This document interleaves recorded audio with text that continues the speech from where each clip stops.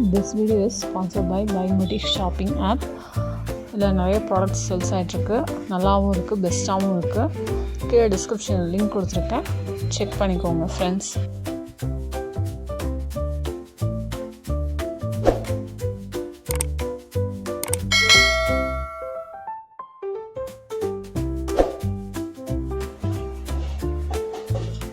Hi friends, welcome to my channel.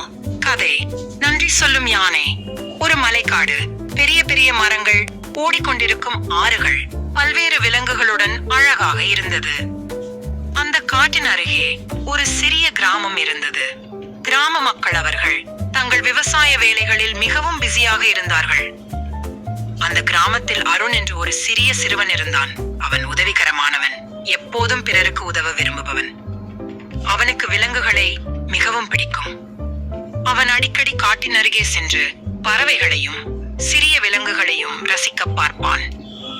ஒரு நாள் அருண் காட்டிற்கு சென்ற போது ஒரு பெரிய யானை ஒரே இடத்தில் நின்று தன் காலை தூக்கி கொண்டு கதறிக்கொண்டிருந்ததை பார்த்தான். யானையின் முகத்தில் பெரும் வலி தெரிந்தது. அதை பார்த்த அருண் யானைக்கு என்ன ஆகிவிட்டது என்று நினைத்தான். யானை அவனை பார்த்து உதவி கேட்பது போல இருந்தது. அவன் மெதுவாக அருகே சென்று பார்த்தபோது யானையின் காலில் ஒரு பெரிய முட்கள் குத்தி இருந்தது. அதனால் அது நடக்க முடியாமல் மிகவும் வலி அதிகமாக இருந்தது. அருண் முதலில் சிறிது பயந்தான். ஆனால் யானையின் கண்களில் கண்ணீர் இருக்க கண்டபோது அதை உதவ வேண்டும் என்று உறுதி செய்தான். அவன் மெதுவாக யானையின் அருகே சென்று, நீ பயப்படாதே, நான் உனக்கு உதவி செய்கிறேன் என்று சொன்னான். அவன் முட்களை மெதுவாக பிடித்து எடுத்து விட்டான். யானை ஒரு நிமிடம் வலியில் அலறியது. ஆனால் முட்களை எடுத்த பிறகு அது நிம்மதியாக நீண்டு கொண்டது. யானை தனது தொந்தியால் அருணை மெதுவாக தொட்டு நன்றி கூறியது. அருண் மகிழ்ச்சியுடன் வீட்டிற்கு சென்றான். அதன் பிறகு அருண் அடிக்கடி காட்டிற்கு சென்று யானையை பார்ப்பான். அவன் யானைக்கு பழங்கள், மூலிகைகள் கொடுத்து உணவளிப்பான். யானையும் அவனை மிகவும் நேசிக்கத் தொடங்கியது. அவன் வந்தவுடன் யானை தன் கொம்புகளை உயர்த்தி மகிழ்ச்சியை வெளிப்படுத்தும். இருவரும் நல்ல நண்பர்களாக ஆனார்கள். ஒரு நாள் கிராமத்தில் பெரிய பிரச்சனை ஏற்பட்டது. ஒரு சிங்கம் பசிக்கொண்டு கிராமத்திற்குள் வந்தது. மாடு, ஆடுகளை பிடிக்க வந்த அந்த சிங்கம் குழந்தைகளை பார்த்து ஒட்டக்கூடாது என்று அனைவரும் பயந்தனர். அப்போது யானை காடிலிருந்து ஓடிக்கொண்டு வந்தது. அது சிங்கத்தின் அருகே சென்று பெரும் சத்தத்தில் கத்தியது. சிங்கம் யானையின் பெரிய உருவத்தை பார்த்ததும் பயந்து ஓடிவிட்டது.